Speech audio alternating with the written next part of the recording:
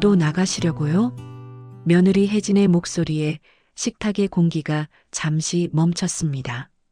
95세 박만복 할아버지는 밥을 뜨던 손을 멈추고 빙그레 웃었습니다. 어떻게 알았어? 아버님, 그 표정 보면 알죠. 뭔가 계획하고 계실 때는 아침부터 눈빛이 다르세요.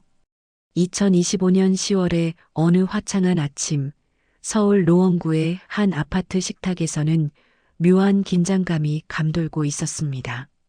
아들 진수는 신문을 내려놓고 아버지를 바라봤고, 손자 서준이는 숟가락을 든 채 할아버지와 엄마 사이를 번갈아 쳐다봤습니다.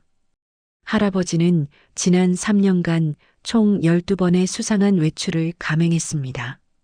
어느 날은 편지 한 장만 남기고 사라져서 가족들을 애타게 만들었고, 어느 날은 새벽 5시에 몰래 나갔다가 저녁 8시에 돌아와 오늘 참 좋은 하루였어라고만 말했습니다.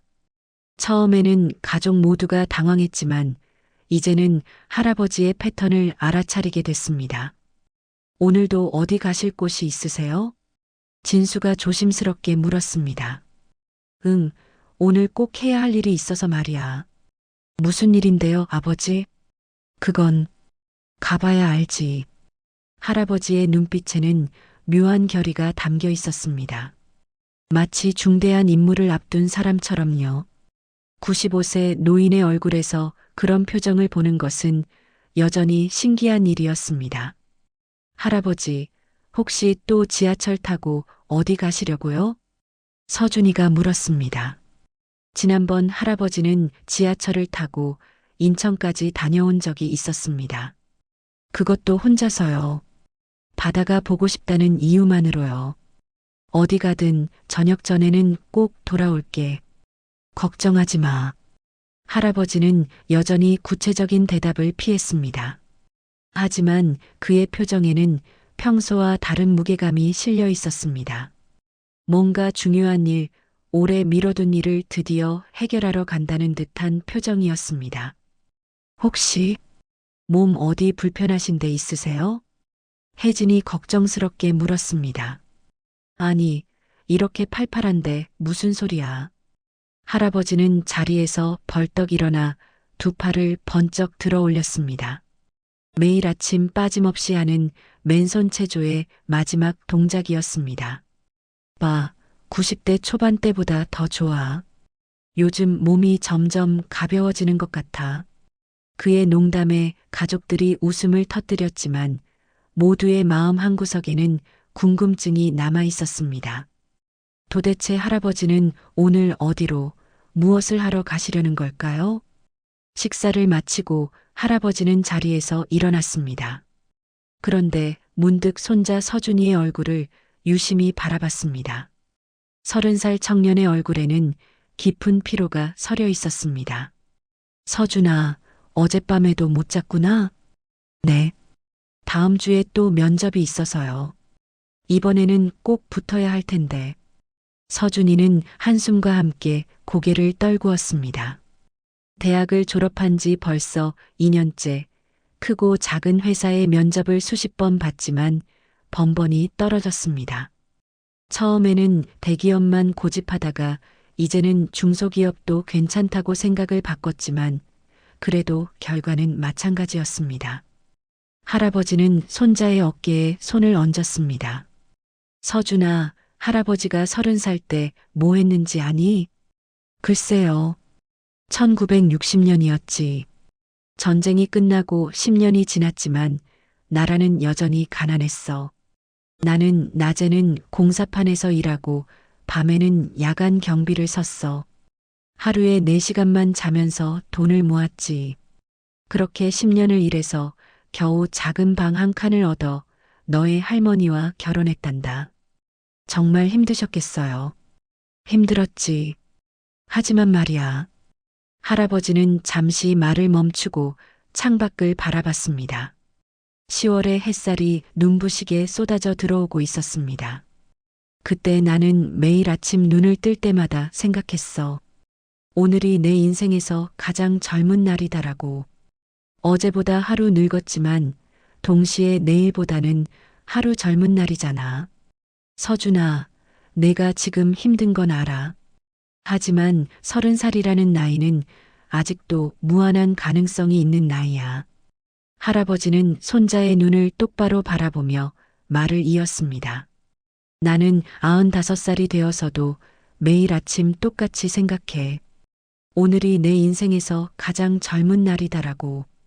그러니까 너는 얼마나 더 많은 내일이 남아 있겠어? 그리고 말이야, 면접관들이 너를 안 뽑으면 그건 그 회사가 손해를 보는 거야. 우리 서준이가 얼마나 똑똑하고 성실한데. 서준이의 눈빛이 조금 달라졌습니다. 할아버지는 언제나 이랬습니다. 무거운 분위기도 금세 가볍게 만들어버리는 재주가 있었습니다. 고맙습니다, 할아버지. 좋아. 그럼 할아버지는 이제 준비 좀 해야겠다. 할아버지가 방으로 들어가자 식탁에 남은 세 사람은 서로를 바라봤습니다. 도대체 오늘은 어디 가시려는 걸까? 혜진이 중얼거렸습니다. 하지만 아무도 대답할 수 없었습니다. 95세 박만복 할아버지의 수상한 외출은 이제 막 시작되려 하고 있었습니다. 할아버지는 방문을 닫고 책상 앞에 앉았습니다. 서랍을 열자 거기에는 그동안 써왔던 편지들의 복사본이 가지런히 정리되어 있었습니다. 2022년 6월 15일 인천 앞바다에 다녀옴. 2023년 3월 2일 옛 친구 무덤 찾아감. 2024년 9월 7일 첫 직장이 있던 자리 방문. 12번의 외출, 12장의 편지.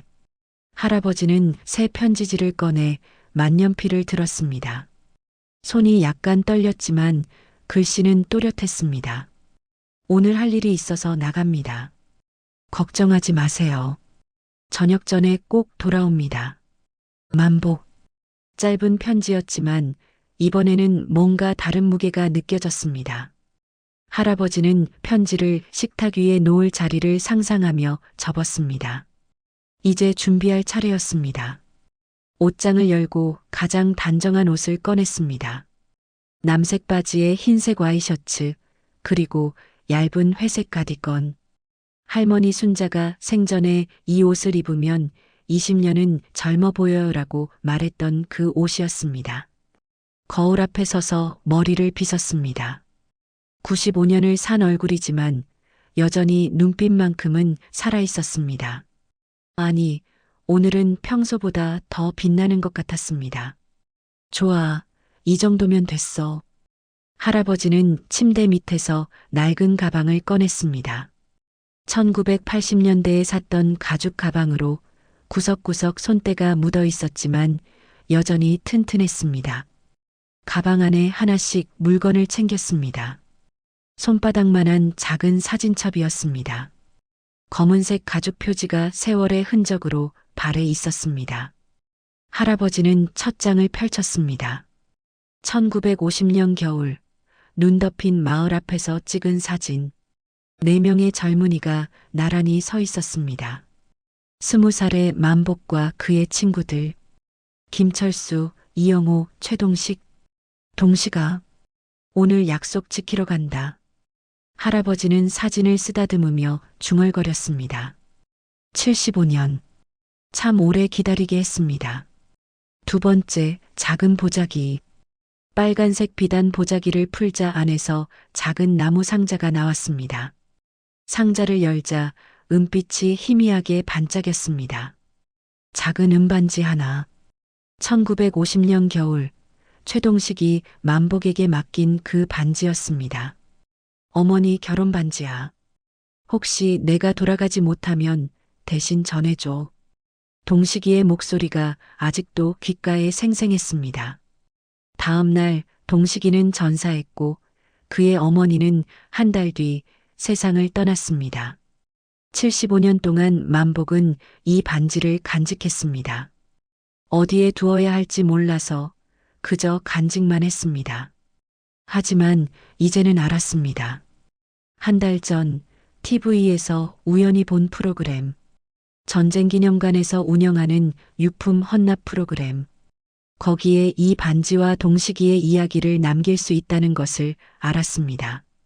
동식아, 이제야 약속을 지키러 간다. 75년이나 늦어서 미안하다. 세 번째, 지갑. 10,000원짜리 5장과 교통카드. 충분한 돈이었습니다. 오늘 갈 곳은 세 곳. 전쟁기념관, 남산, 그리고 손자가 태어난 옛 병원 터. 마지막으로 모자를 썼습니다. 준비 끝. 할아버지는 거울 속 자신을 바라봤습니다. 95세 노인이 아니라 뭔가 중요한 임무를 수행하러 가는 사람처럼 보였습니다. 실제로 그랬습니다. 가방을 메고 방문을 열었습니다. 거실에서는 며느리가 설거지를 하고 있었고 진수는 여전히 신문을 읽고 있었으며 서준이는 자기 방으로 들어간 상태였습니다. 할아버지는 슬며시 편지를 식탁 위에 놓았습니다. 며느리가 뒤돌아봤습니다. 아버님 나가세요? 응, 잠깐 볼 일이 있어서. 조심히 다녀오세요. 점심은 밖에서 드시고요. 그럴게. 휴대전화 챙기셨죠?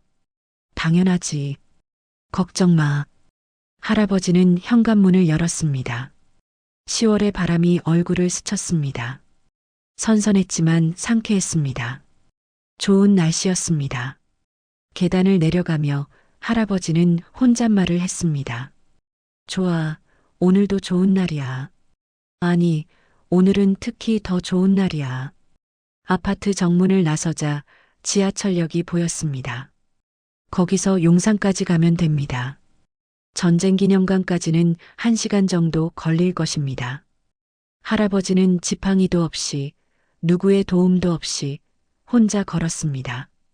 걸음걸이는 느렸지만 확실했습니다. 95년을 살아온 다리는 아직도 튼튼했습니다. 횡단보도를 건널 때였습니다. 신호등이 깜빡이기 시작했습니다. 할아버지는 걸음을 조금 빨리 했습니다. 그의 뒤에서 누군가 소리쳤습니다. 할아버지, 천천히 가세요.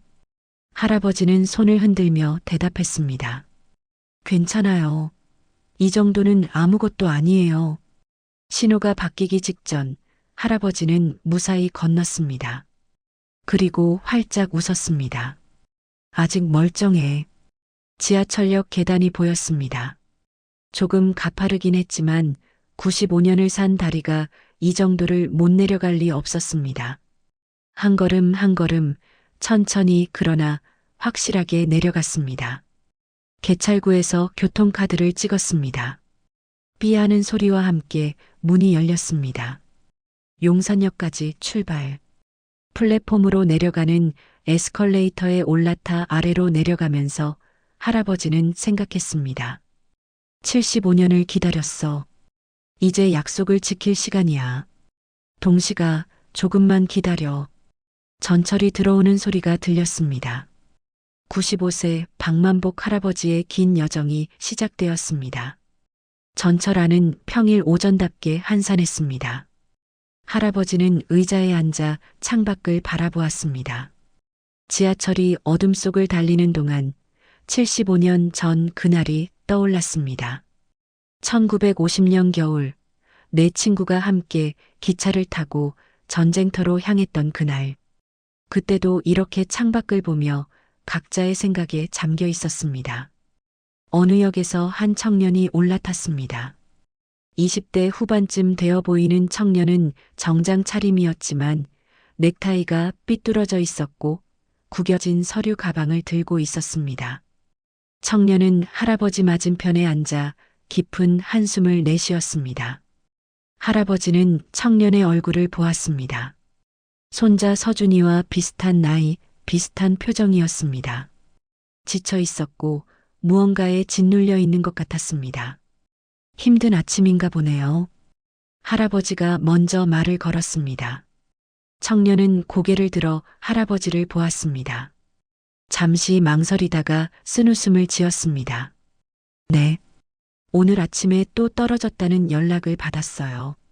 5번째 면접이었는데 5번이나.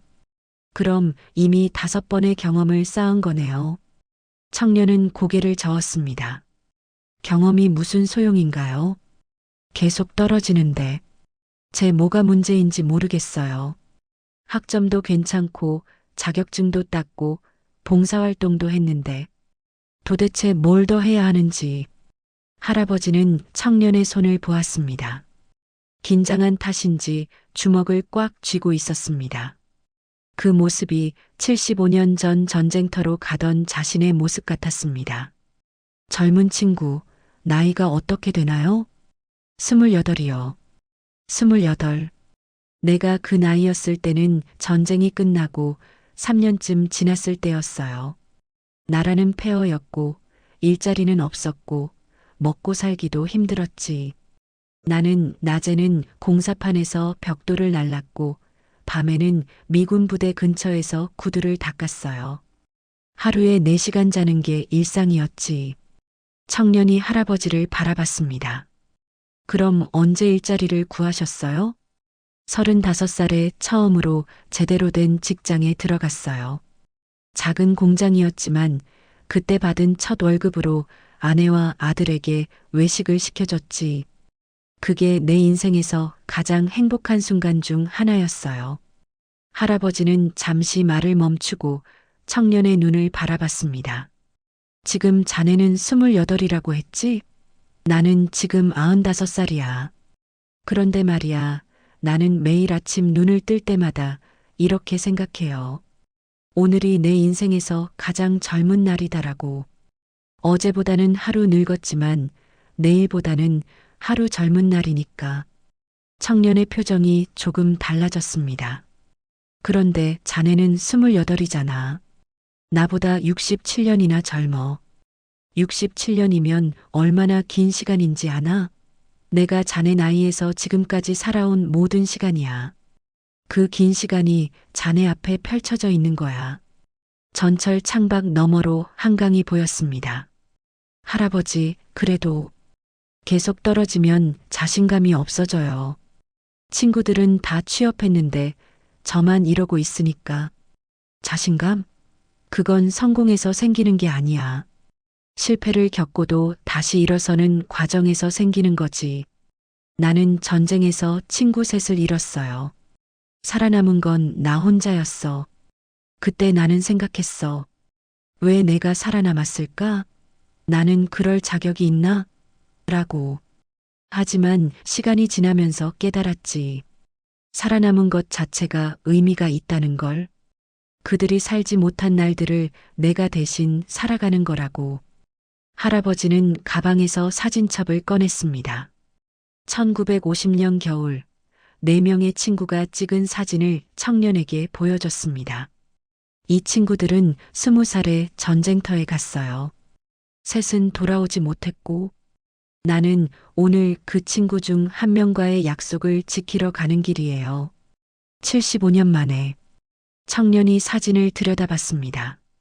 흑백 사진 속 젊은이들은 모두 환하게 웃고 있었습니다. 75년이나 걸리셨어도 가시는군요. 늦었다고 생각할 때가 가장 빠른 때라고 하잖아. 자네도 지금이 가장 빠른 때야.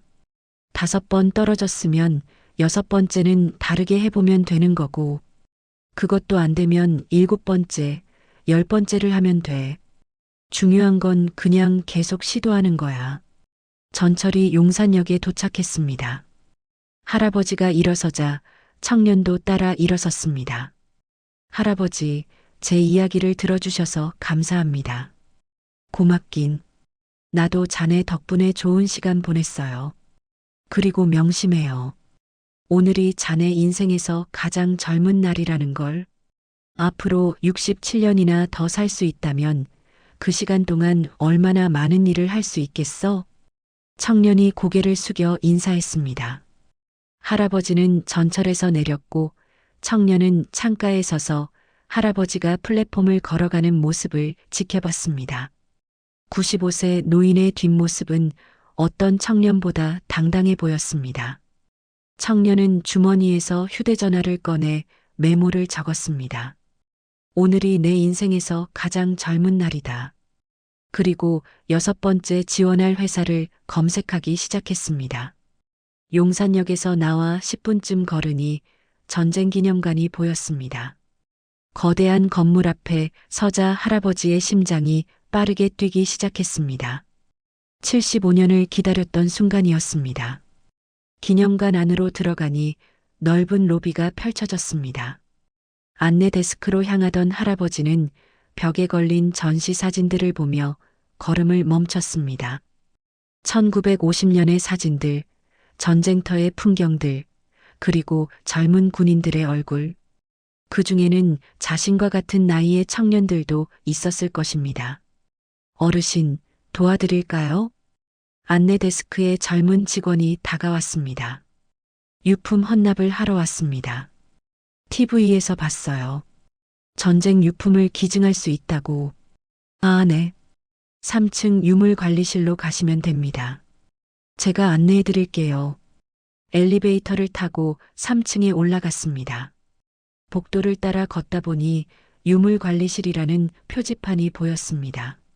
문을 열고 들어가자 40대로 보이는 학예사가 반갑게 맞아주었습니다. 어서 오세요. 유품 헌납을 원하신다고요? 네.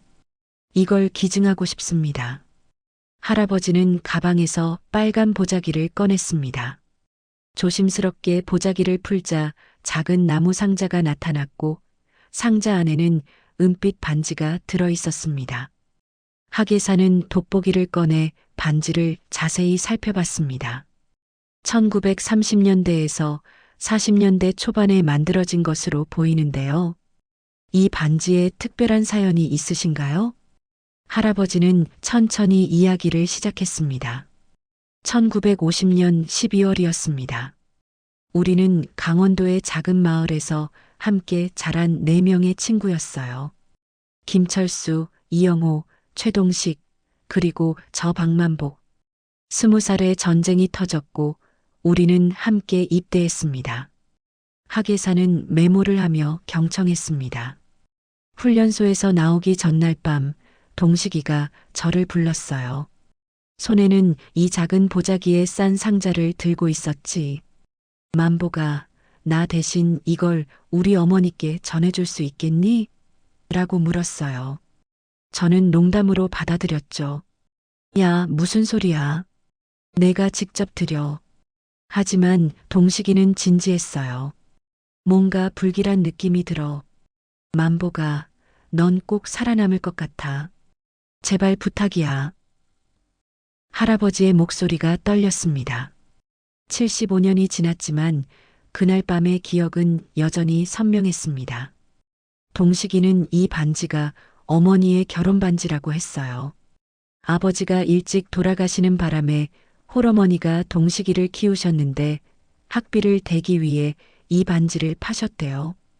동식이는 군대 가기 전에 몰래 찾아서 다시 샀다고 했어요. 돌아가면 어머니께 드리려고요. 학예사의 눈가가 붉어졌습니다. 다음 날 우리는 전선으로 배치됐습니다. 1950년 12월 중순 흥남 철수 작전이 한창일 때였어요. 적군의 공격이 거세게 들어왔고 우리는 고지를 지키기 위해 싸웠습니다.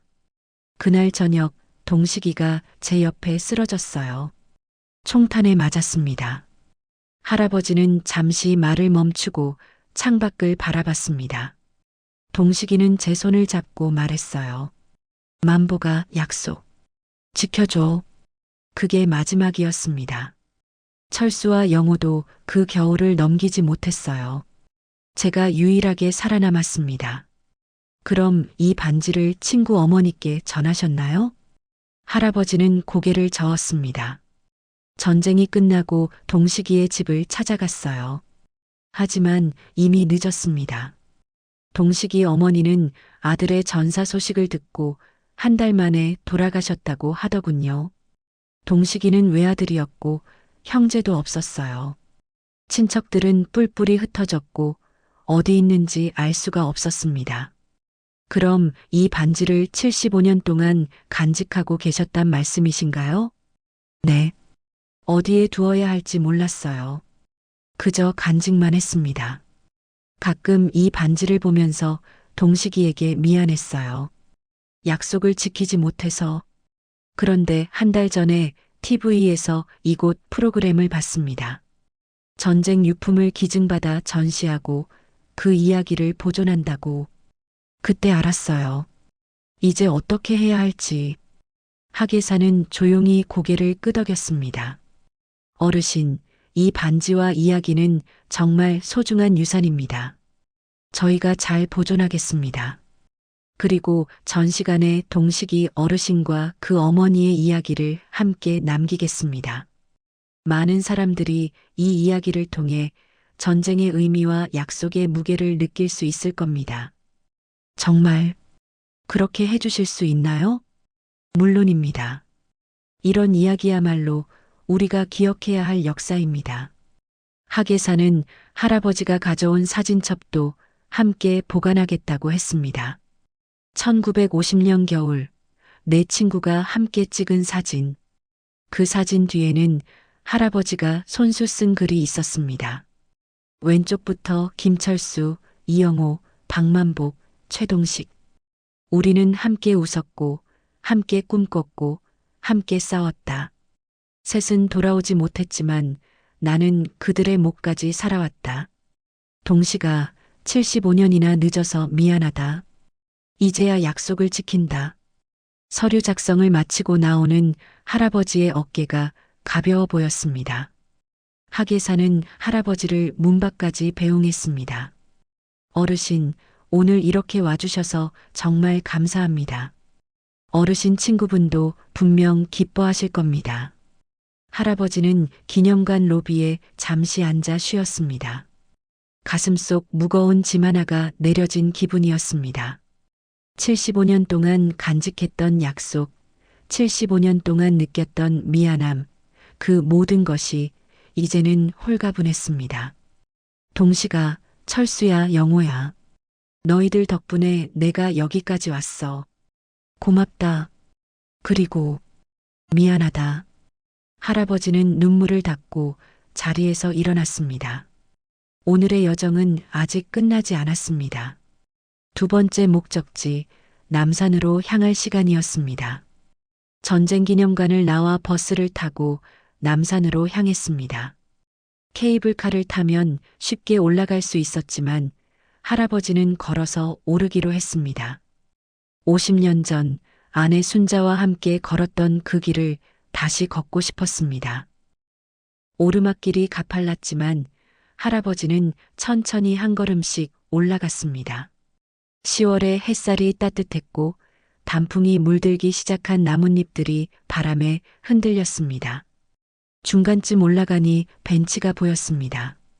50년 전에도 이 벤치가 있었는지는 기억나지 않았지만 잠시 쉬어가기 좋은 곳이었습니다. 벤치에 앉아 숨을 고르고 있을 때 한 쌍의 부부가 다가왔습니다. 40대 초반으로 보이는 두 사람은 서로 한참 떨어져서 걷고 있었고 얼굴에는 피곤함과 무언가 불편한 기색이 역력했습니다. 남편이 먼저 벤치 한쪽 끝에 앉았고 아내는 잠시 망설이다가 반대편 끝에 앉았습니다. 할아버지는 두 사람 사이에 미묘한 긴장감을 느낄 수 있었습니다.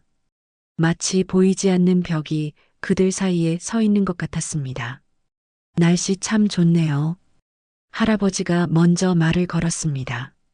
아내가 가볍게 웃으며 대답했습니다. 네, 오랜만에 산책 나왔어요.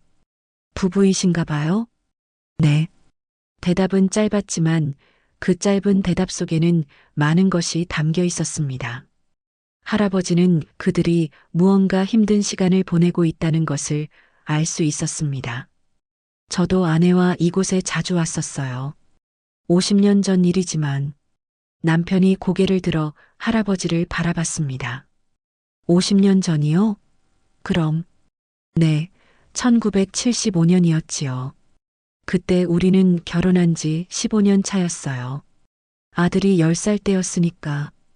그 전까지는 한 번도 둘이서만 나온 적이 없었어요. 먹고 사는 게 바빠서 그럴 여유가 없었거든요. 할아버지는 잠시 멀리 서울 시내를 바라보다가 말을 이었습니다. 나는 30살에 결혼했어요. 당시로서는 늦은 결혼이었지요. 전쟁이 끝나고도 한참 동안 돈을 모아야 했거든요. 결혼하고 5년 뒤에 아들이 태어났는데 그때부터는 정신없이 살았어요. 아이 키우랴, 돈 벌랴, 하루하루가 전쟁 같았지요. 아내가 조심스럽게 물었습니다. 그럼 15년 동안 단 한 번도 데이트를 못 하셨다는 말씀이세요? 그렇지요. 그때는 데이트라는 말도 낯설었어요. 부부가 같이 산다는 것 자체가 데이트라고 생각했으니까. 하지만 1975년 봄 아내가 처음으로 말했어요. 여보, 우리 둘이서만 어디 가보면 안 될까요? 라고. 할아버지의 눈빛이 부드러워졌습니다. 처음에는 놀랐어요. 결혼한 부부가 왜 따로 놀러 가나 싶었지요. 하지만 아내 얼굴을 보니 그동안 얼마나 힘들었을지 알 것 같았어요.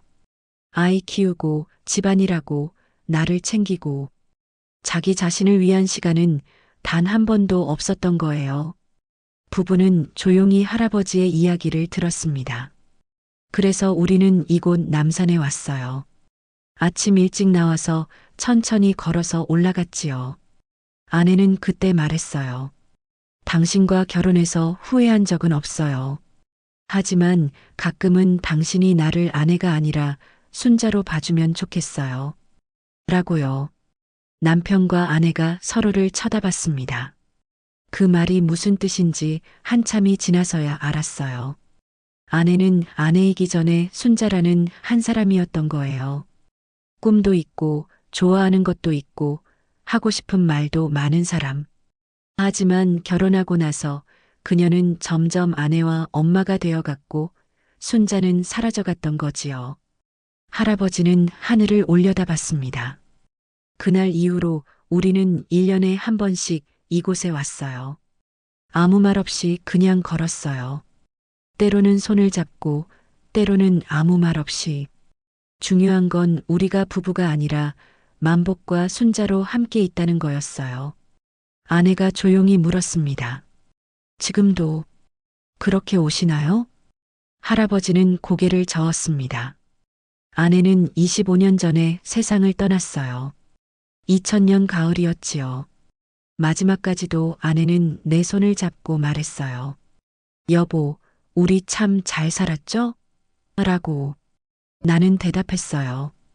그럼 우리 정말 잘 살았어. 라고요. 할아버지의 눈가에 눈물이 맺혔습니다. 결혼 생활이 항상 행복하지만은 않았어요. 싸우기도 많이 싸웠지요. 서로 화를 내고 서로 상처 주고. 하지만 중요한 건 매일 아침 일어나서 다시 그 사람을 선택한다는 거예요. 사랑은 감정이 아니라 선택이에요. 매일매일 그 사람과 함께하기로 선택하는 것. 그게 결혼이고 그게 사랑이지요. 부부는 아무 말도 하지 않았습니다. 하지만 그들 사이의 거리가 조금씩 가까워지고 있었습니다. 처음 만났을 때의 설렘은 사라져요. 그건 당연한 거예요. 하지만 그 자리에 더 깊은 무언가가 생겨요. 이해, 신뢰, 함께 겪은 시간의 무게. 그게 설렘보다 더 소중한 거예요. 남편이 먼저 손을 내밀었습니다. 아내는 잠시 망설이다가 그 손을 잡았습니다. 할아버지는 그 모습을 보며 빙그레 웃었습니다. 젊은 부부님, 앞으로 50년은 더 함께 하실 테니 오늘 하루는 서로를 남편과 아내가 아니라 처음 만났을 때의 그 이름으로 불러보는 건 어떨까요? 아내가 미소 지으며 말했습니다. 감사합니다, 할아버지. 아니에요. 나도 아내 생각이 나서 좋았어요. 할아버지는 자리에서 일어났습니다. 정상까지는 조금 더 올라가야 했습니다. 부부는 할아버지가 천천히 걸어 올라가는 모습을 지켜봤습니다. 그리고 서로를 바라보며 함께 손을 잡고 일어났습니다. 정상에 도착한 할아버지는 서울 시내를 내려다봤습니다. 50년 전 이곳에서 아내와 함께 봤던 그 풍경. 도시는 많이 변했지만 하늘은 그때나 지금이나 같았습니다. 순자야, 보고 싶네. 오늘 당신이랑 했던 약속 하나 지켰어. 여기 우리 추억의 장소에도 왔고, 당신은 어디서 날 보고 있으려나? 바람이 불어왔습니다. 마치 아내가 대답하는 것 같았습니다. 할아버지는 한참 동안 그곳에 서서 바람을 맞았습니다. 그리고 마지막 목적지를 향해 다시 발걸음을 옮겼습니다. 남산에서 내려와 버스를 타고 강남으로 향했습니다. 마지막 목적지는 서초동이었습니다. 30년 전 손자 서준이가 태어난 산부인과가 있던 자리였습니다. 지금은 그 병원이 없어지고 작은 카페가 들어서 있었지만 할아버지에게는 여전히 특별한 장소였습니다. 카페 문을 열고 들어가니 따뜻한 커피 향이 퍼졌습니다. 오후 3시쯤 되어서인지 손님은 많지 않았습니다. 할아버지는 창가 자리에 앉아 아메리카노 한 잔을 주문했습니다. 할아버지, 여기 커피 나왔습니다. 젊은 직원이 커피를 가져다 주며 말했습니다. 고맙습니다. 그런데 혹시 이 자리에 예전에 병원이 있었던 거 아세요? 아, 네. 들었어요. 산부인과였다고. 10년 전쯤에 없어지고 이 카페가 들어섰대요. 그렇군요. 내 손자가 그 병원에서 태어났거든요. 1995년이었지. 할아버지는 창밖을 바라보며 커피를 한 모금 마셨습니다. 30년 전 그날이 생생했습니다. 아들 진수가 급하게 전화를 걸어왔던 새벽 병원으로 달려갔던 기억, 그리고 처음으로 손자를 안았던 그 순간. 창가 맞은편 자리에 60대 중반으로 보이는 남성이 앉아 있었습니다. 정장 차림이었지만 넥타이는 느슨하게 풀어져 있었고 테이블 위에는 노트북과 서류들이 펼쳐져 있었습니다. 하지만 그는 일을 하는 것이 아니라 그저 멍하니 창밖을 바라보고 있었습니다. 할아버지는 그 남성의 표정에서 무언가 익숙한 것을 느꼈습니다. 상실감, 공허함. 할아버지도 한때 그런 표정을 지었던 적이 있었습니다. 실례지만 괜찮으세요? 할아버지가 조심스럽게 말을 걸었습니다. 남성은 고개를 들어 할아버지를 보더니 씁쓸하게 웃었습니다. 괜찮다고 해야 할까요? 아니라고 해야 할까요? 솔직히 잘 모르겠네요. 혹시 자리 옮겨 앉아도 될까요? 혼자 커피 마시기가 좀 쓸쓸해서요. 그러세요.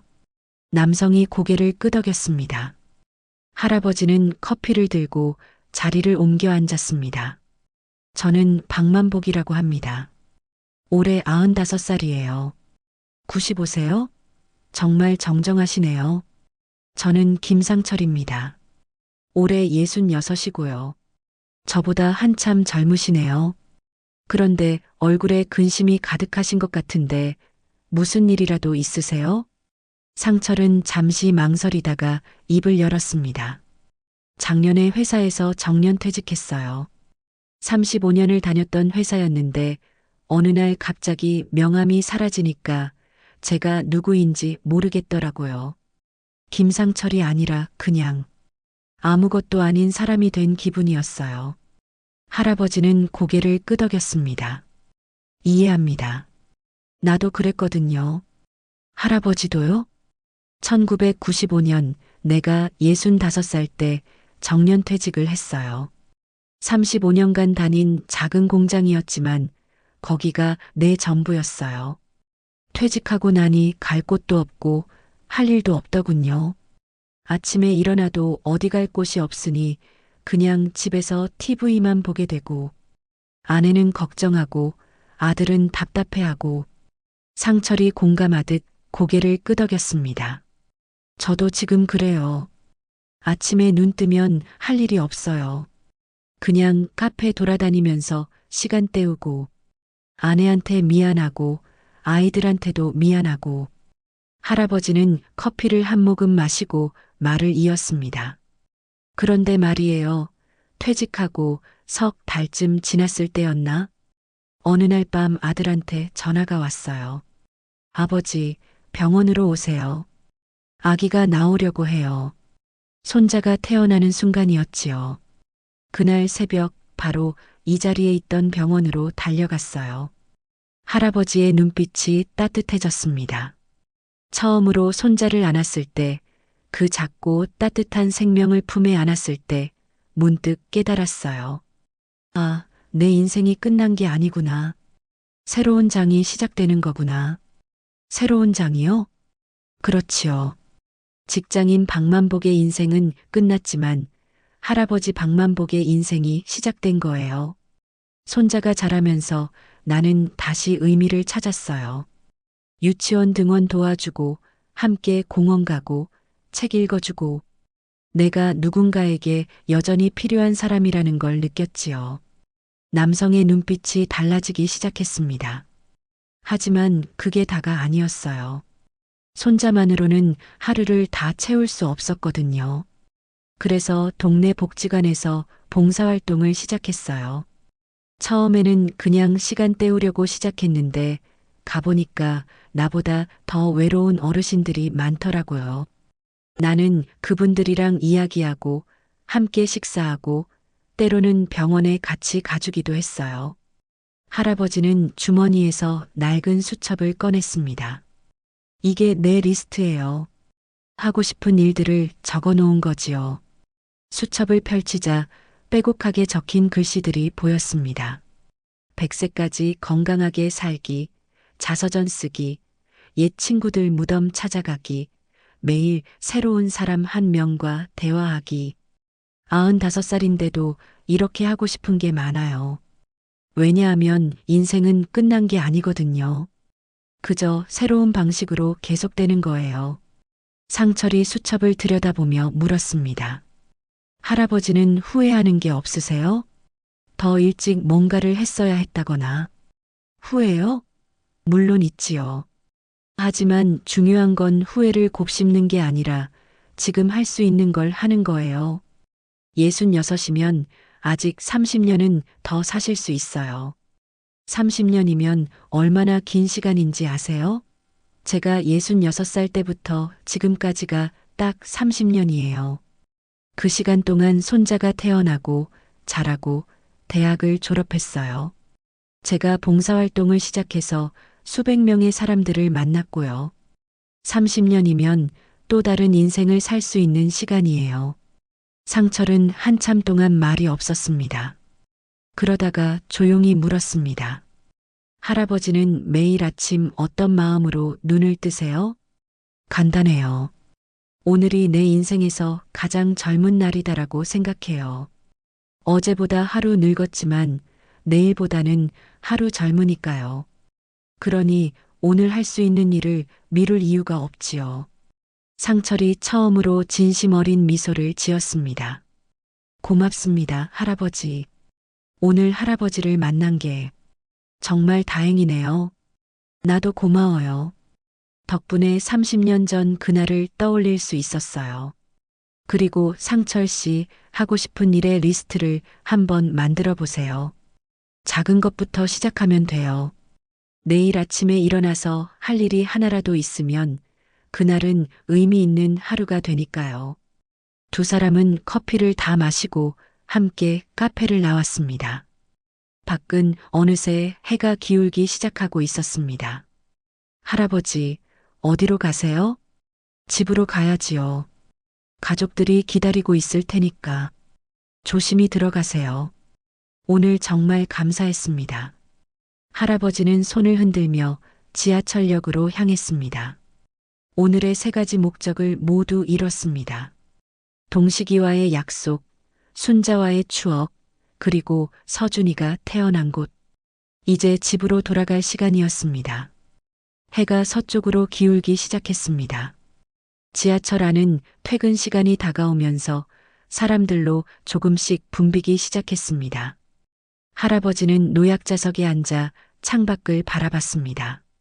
어둠 속을 달리는 전철, 그 안에 비친 자신의 모습이 보였습니다. 95년을 산 얼굴이었지만 오늘따라 표정이 한결 가벼워 보였습니다. 오늘 하루를 돌이켜봤습니다. 아침에 집을 나설 때는 가슴이 무거웠습니다. 75년 동안 짊어지고 살았던 약속의 무게, 25년 동안 느꼈던 아내에 대한 그리움, 30년 전 손자를 처음 안았던 그 감동, 모두가 가슴 한편에 자리 잡고 있던 것들이었습니다. 하지만 지금은 달랐습니다. 동식이와의 약속을 지켰고 순자와의 추억을 되새겼으며 서준이가 태어난 곳에서 새로운 누군가에게 희망을 전했습니다. 오늘 만난 사람들의 얼굴이 하나씩 떠올랐습니다. 지하철에서 만난 그 청년, 5번의 실패에 좌절하고 있던 28살의 젊은이, 할아버지의 말을 듣고 나서 그의 눈빛이 달라졌던 것을 기억했습니다. 오늘이 가장 젊은 날이라는 말이 그에게 작은 용기가 되었기를 바랐습니다. 남산에서 만난 부부, 서로에게서 멀어지려던 두 사람이 할아버지의 이야기를 듣고 다시 손을 잡았습니다. 순자와 함께했던 50년의 이야기가 그들에게 조금이나마 도움이 되었다면 그것만으로도 의미가 있었습니다. 카페에서 만난 상철 씨, 퇴직 후 방황하던 그에게 새로운 시작의 가능성을 보여줬습니다. 할아버지 자신이 65세에 경험했던 그 상실감과 공허함, 그리고 그것을 극복했던 과정. 그 이야기가 상철 씨에게 작은 빛이 되었으면 좋겠습니다. 전철이 건대 입구역을 지나갔습니다. 오전에 그 청년을 만났던 바로 그 역이었습니다. 창밖을 보니 플랫폼에 서 있는 사람들 중에 정장을 입은 청년 하나가 보였습니다. 그 청년인지는 알 수 없었지만 할아버지는 속으로 응원했습니다. 젊은이 잘 될 거야. 오늘이 자네의 가장 젊은 날이니까. 전철은 계속 북쪽으로 달렸습니다. 노원역이 점점 가까워졌습니다. 할아버지는 가방 속을 확인했습니다. 아침에 챙겼던 사진첩과 보자기는 이제 없었습니다. 전쟁기념관에 남겨두고 왔으니까요. 하지만 가방이 가볍다기보다는 오히려 마음이 가벼웠습니다. 75년 동안 함께했던 그 물건들을 놓아주는 것이 쉽지만은 않았습니다. 하지만 이제는 제자리를 찾아준 것 같아 마음이 편했습니다. 동식이도 그의 어머니도 이제는 많은 사람들의 기억 속에 남을 것입니다. 휴대전화가 울렸습니다. 아들 진수였습니다. 아버지, 어디세요? 괜찮으세요? 응, 괜찮아. 지금 노원역으로 가고 있어.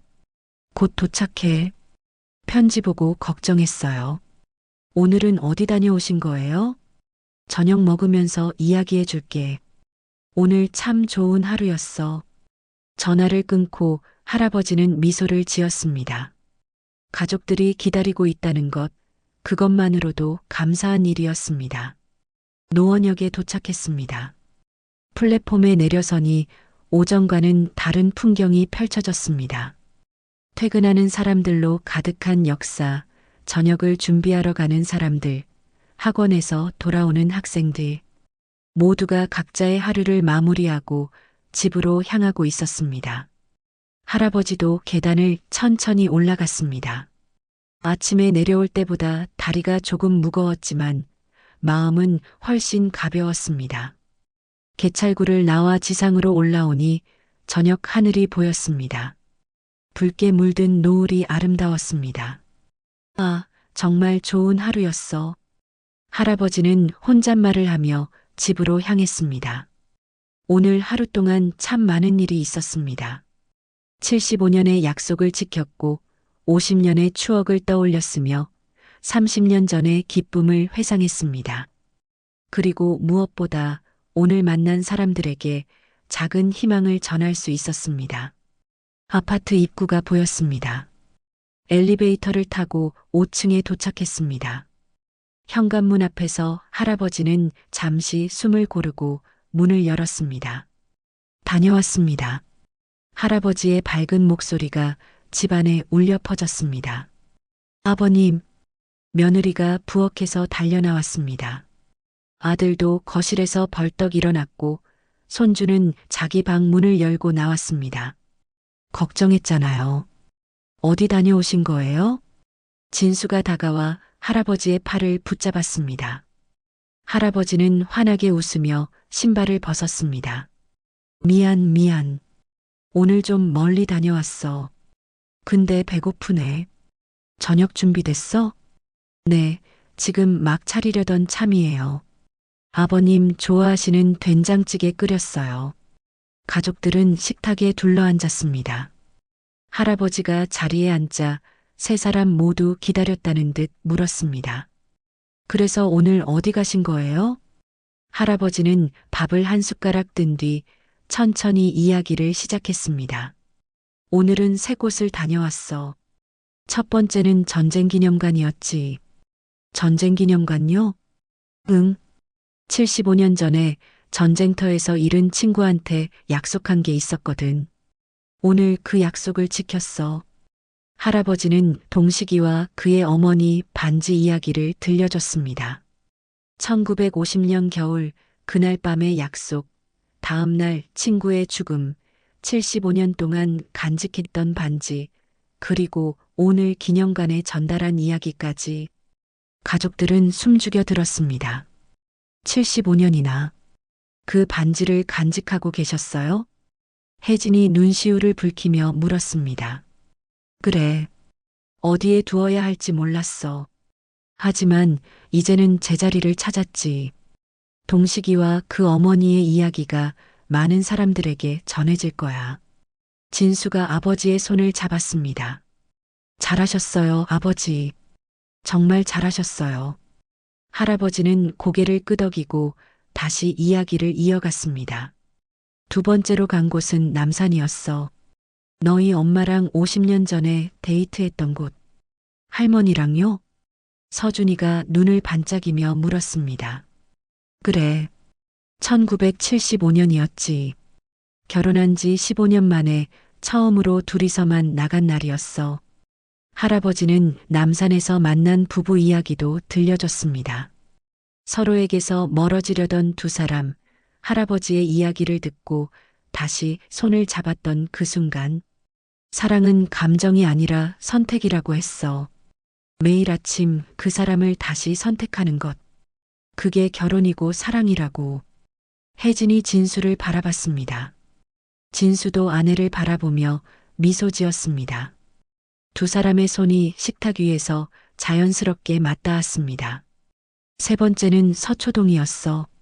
서준이 내가 태어난 병원이 있던 자리. 지금은 카페가 됐더라. 제가 태어난 곳이요? 그래. 1995년 그날 새벽을 잊을 수가 없어. 내 아버지한테 전화가 왔을 때 나는 65살이었고 막 퇴직한 상태였지. 솔직히 말하면 그때 좀 힘들었어. 35년을 다닌 회사를 그만두고 나니 내가 누군지 모르겠더라고. 진수가 놀란 표정으로 아버지를 바라봤습니다. 그런 줄 몰랐어요. 그때 아버지는 항상 괜찮아 보이셨는데 겉으로는 괜찮은 척했지. 하지만 속으로는 불안했어. 이제 뭘 하며 살아야 하나.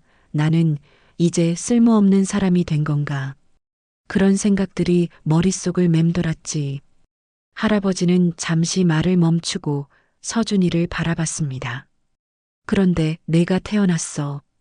병원에서 처음으로 너를 안았을 때, 그 작고 따뜻한 생명을 품에 안았을 때 깨달았지. 아, 내 인생이 끝난 게 아니구나. 새로운 장이 시작되는 거구나. 오늘 그 카페에서 나랑 비슷한 처지의 사람을 만났어. 작년에 퇴직하고 방황하고 있더라고. 그 사람한테 내 이야기를 해줬지. 인생은 끝나는 게 아니라 새로운 방식으로 계속된다고. 95살인 나도 여전히 하고 싶은 게 많다고. 할아버지는 주머니에서 그 낡은 수첩을 꺼내 식탁 위에 놓았습니다. 이게 내 리스트야. 아직도 하고 싶은 일들이 가득해. 100세까지 건강하게 살기, 자서전 쓰기. 가족들은 수첩을 들여다봤습니다. 빼곡하게 적힌 할아버지의 꿈들이 거기 있었습니다. 아버지, 정말 대단하세요. 진수가 감탄하며 말했습니다. 그리고 문득 깨달았습니다. 자신도 올해 60세에 은퇴했지만 아버지처럼 새로운 시작을 할 수 있다는 것을, 아직 30년, 어쩌면 40년이 더 남아있다는 것을, 저도 리스트를 만들어 봐야겠어요. 은퇴 후에 하고 싶은 일들. 그래, 그렇게 해. 오늘이 가장 젊은 날이니까. 식사를 마치고 손주가 할아버지 방으로 찾아왔습니다. 할아버지, 제 이야기 좀 들어주실 수 있으세요? 그럼 앉아봐. 서준이는 침대 끝에 앉았습니다. 할아버지, 저도 오늘이 제 인생에서 가장 젊은 날인가요? 당연하지. 내일은 오늘보다 하루 늙으니까. 그럼 실패해도 괜찮은 건가요? 계속 떨어져도 괜찮은 건가요? 할아버지는 손자의 어깨에 손을 얹었습니다. 서준아, 실패는 늙는 게 아니야.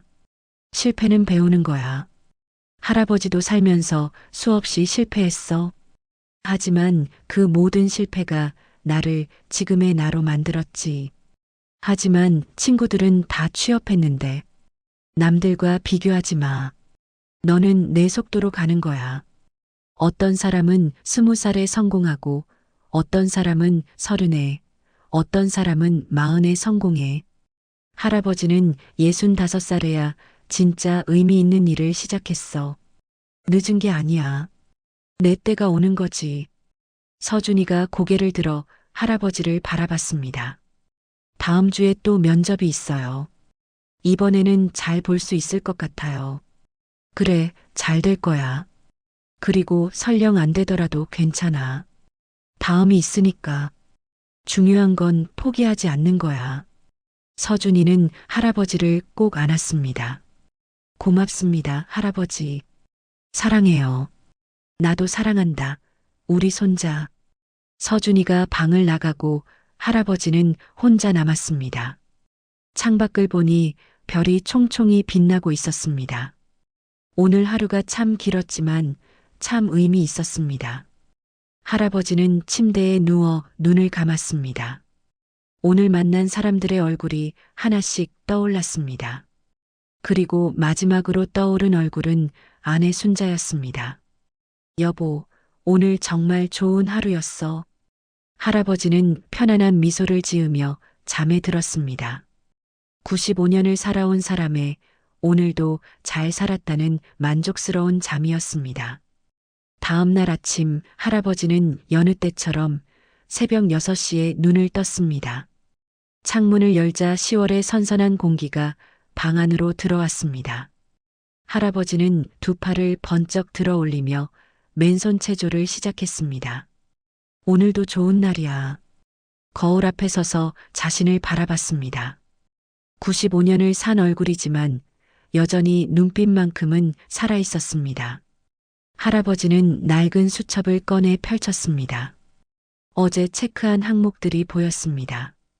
그리고 그 아래에는 아직 체크되지 않은 항목들이 줄지어 있었습니다. 할아버지는 펜을 들어 새로운 항목을 추가했습니다. 매일 누군가에게 희망 전하기. 거실로 나가니 벌써 며느리가 아침 준비를 하고 있었습니다. 아버님, 일찍 일어나셨네요. 잘 주무셨어요? 응, 아주 푹 잤어. 오늘도 좋은 날이 될 것 같아. 아버님은 매일 좋은 날이시네요. 할아버지가 웃으며 대답했습니다. 그럼 오늘이 내 인생에서 가장 젊은 날이니까. 식탁에 앉아 커피를 마시며 할아버지는 창밖을 바라봤습니다. 해가 떠오르고 있었습니다. 새로운 하루가 시작되고 있었습니다. 95년을 살면서 할아버지가 배운 것은 간단했습니다. 인생은 끝나는 게 아니라 계속된다는 것.